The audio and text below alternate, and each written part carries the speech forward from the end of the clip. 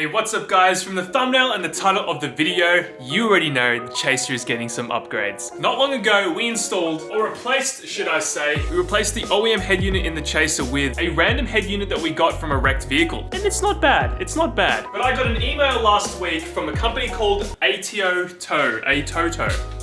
Sorry if I butchered that. But they sent over this product for me to check out and install in the Chaser. This thing has Android Auto, is capable with Apple CarPlay, and I've never used a head unit like this before. It's a double DIN head unit with a touchscreen as well. It's an entry-level head unit, something that you can get for very cheap. And this should be pretty good for the Chaser because it is a luxury car and it deserves a nice head unit.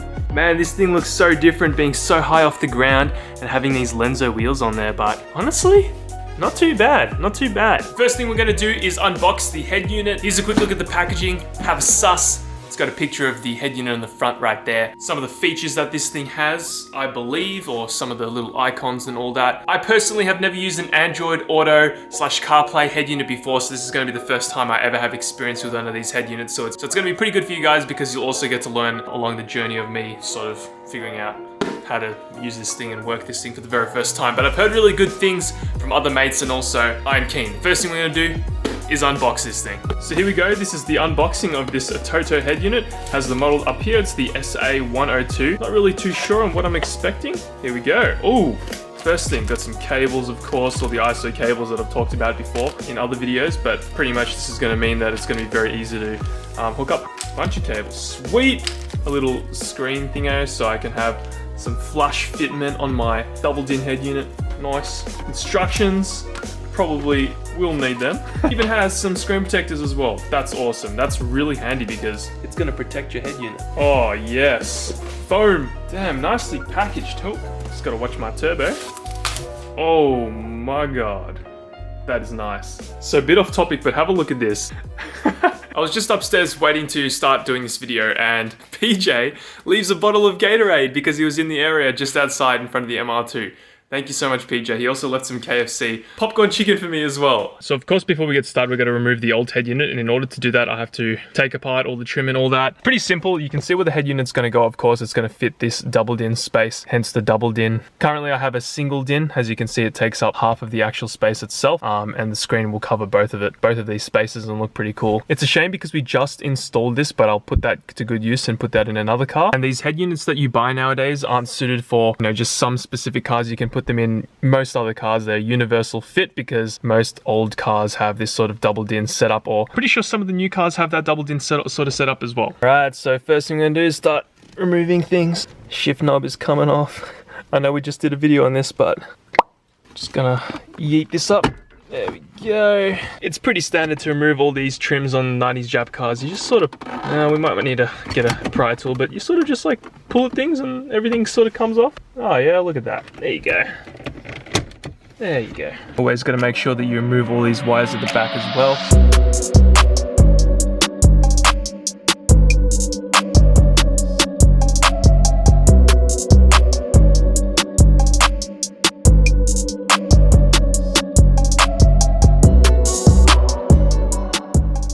So here's a better look at everything you get in the box. You got the head unit itself, as well as some mounting hardware, some other stuff right here. Now this is a sponsored video, but I am not being told to give you guys any sort of unbiased opinions. So whatever happens with this head unit, I'm gonna tell you exactly how I feel about it, because if you were to buy this unit, I would want you to be happy and not regret your choice. It is a very cheap head unit, so I'll throw the price up here because I can't remember exactly how much you can pick them up for, but to get a double DIN head unit these days, you're expected to pay about $500 to $600 for Android Auto and Apple CarPlay. So we'll see what this thing can do, and I'll tell you exactly how I feel about it and be completely honest with you guys. So if you're not familiar with Android Auto as well, which I'm not really too familiar about, all I know is that you can apparently like connect your phone up with the head unit itself and use like applications that you have on your phone, so like Maps, Spotify and all that kind of stuff. So that's gonna be really cool and useful because unlike getting one of those phone stands for your car, I'd rather just see everything on the head unit, especially because the head unit's in the center. So it's gonna make everything super easy to access. Okay, Okay, so we've managed to remove the old head unit pretty easily. It's super simple to get out, especially in these old Japanese cars. Literally, four screws, 4 bolts, whatever, and this thing's out. Super easy, and it also comes out with AC thingo-majigo as well. So here's the crazy thing that I just discovered with this whole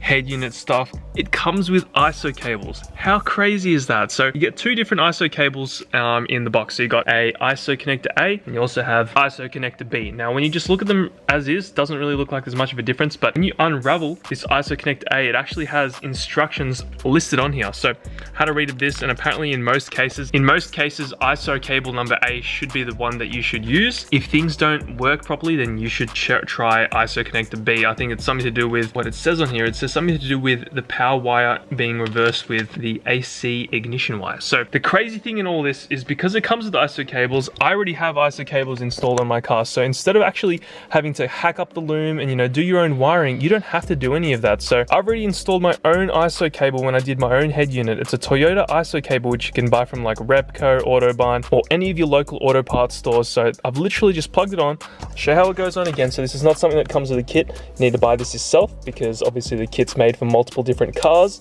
So this is what the harness is going to look like when you remove the old head unit. You buy one of these cables and it literally bolts up to your car. You get these 2 leads, and then you get this cable which comes from the kit, ISO connector A, and all you do is check this out, guys, is literally plug in these cables into the connector. That's it. That's literally it. We're gonna plug this in now, so I've got it connected through the ISO cables. This should just go in the back like so.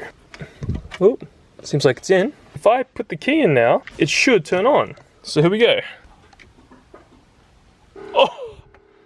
Yes! That is so simple. This is literally taking me like 10 minutes. Oh yeah. Have a sus, guys. So. Oh! Dude, that's responsive as. CarPlay, Android Auto. Oh man. Okay, we'll figure this out in a second.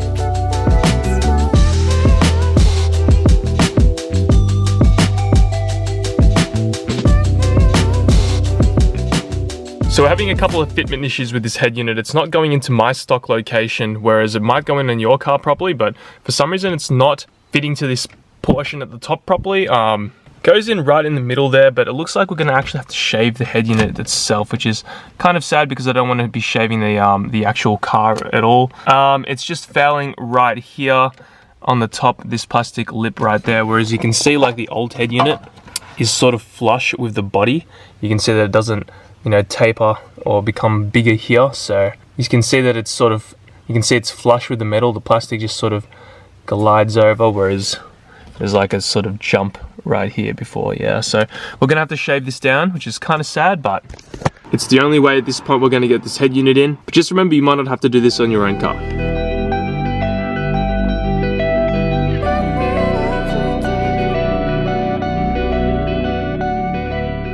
Alright guys, we finally have the head unit fully installed, and that wasn't as easy as I thought because there was actually some trimming involved, which shouldn't happen on a head unit from any manufacturer. So besides the trimming, everything went in really good. Once I trimmed it away, I was able to get my stock trim back on there really nicely. Everything's on there good. So Atoto, if you're ever looking at this video, please make sure that you fix that issue because it's super annoying. But other than that, everything's good to go. I'm going to test out this head unit. I'm super excited to try Android Auto for the very first time. Alright, so I'm going to show you what I've played around with so far with this whole head unit thingo. Alright, so I've been playing around with this head unit for a couple of minutes now, and I sort of got the hang of it, and it's pretty cool. Android Auto it's pretty good. What you got to do is, firstly, got to make sure that you got Android Auto installed on your phone. And what you do is, you click over here, click on Android Auto, USB, I've routed mine all the way from up here, and you just sort of connect it in just like that. Your phone will do something. Click Android Auto, bam, there you go.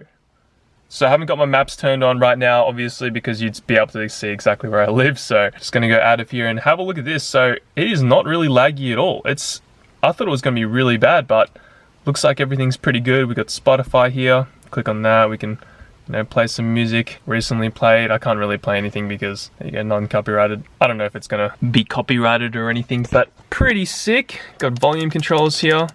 You just click it like that, or you can try slide it, but This doesn't seem to really work that well. Click next, and the down button's down here, or you could actually press the screen as well. You can see it works pretty good. Yeah, sweet. So you got all your Android Auto applications right here. Like I said, you can just go on maps and it displays everything right here. So it's actually really good. Like for the price, you can also say things like, okay Google, weather tomorrow. Tomorrow in Melbourne, there'll be thunderstorms with a high of 23 and a low of 16. That's pretty cool. Thunderstorms though. Man, it's like the middle of summer. But yeah, there you go.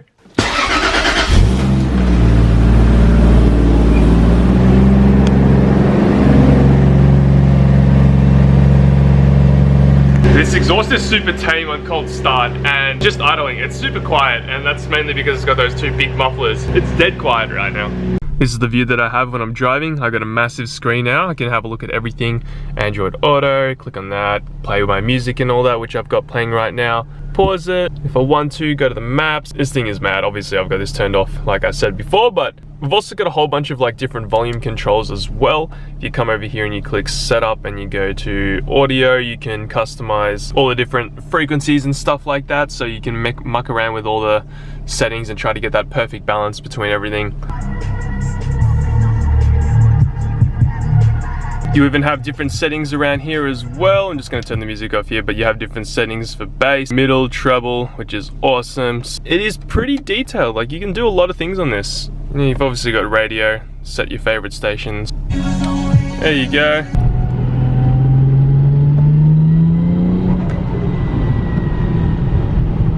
Man, we gotta be real careful here. Guys, it's just spinning, oh my God. It is just spinning, barely any input and it spins. Oh wow. I'm gonna leave the link in the description down below if you want to purchase one of these. Check it out, see if it's the right head unit for you. I think it's not too bad for 200 bucks. I want to update you on the plans that we have coming for the channel. So unfortunately this titanium exhaust is gonna have to come off because not my exhaust, it's PJ's exhaust. He's just lent it to me for a video and to also hear the sound of it because I also took it over to his place so he could hear it, because we're getting a full custom 3-inch all the way from the dump Varics muffler. So we also have plans of this thing. Today we'll be working on the Benke MR2, so we have to rip the engine out of this thing today. So many engine pulls and so much work in this thing, so I'm not gonna even bother filming it because I think you guys are getting a little bit sick of it. We're gonna do that. I might film a little bit. We need to put the rest of his engine back together, so we need to take parts off that engine and swap it over to the engine that's currently in the garage, which I'll show you in a second. But look, I'm actually not too upset with these wheels. The fitment is absolutely atrocious, but I got some wheels coming for this thing. And when I say coming, I don't know if you guys know how long it takes to order in brand new wheels, because we will be getting some brand new wheels. It takes up to 3 to 4 months to get them, so that's gonna take a long time. So we're gonna have to wait for those. But until then, we're gonna have to rock these bad boys. I'm not gonna lower this car on these coilovers again until I get better coilovers, because it's just a pain in the ass to go up and down on these coilovers. It took us hours just to do that, which you shouldn't have to do on a coilover. The whole idea of coilovers is so you can adjust the height, and yeah, they're just horrible. And here it is. Here's the engine that we have to work on today. We've just replaced the valve stem seals on it. We need to install all this other stuff on the engine today, as well as grab some parts over off the Benke MR2. God damn, bro. Chaser, bro. Oh, I love this car. Not your usual sort of video today, but I hope you did enjoy, and if you did, chuck us a like. Really helps support the channel. We'll end today's video there. Thank you guys so much for watching. Hope you're enjoying Melbourne's lovely summer weather, raining and cold. I'll catch you all in the next one. Peace out.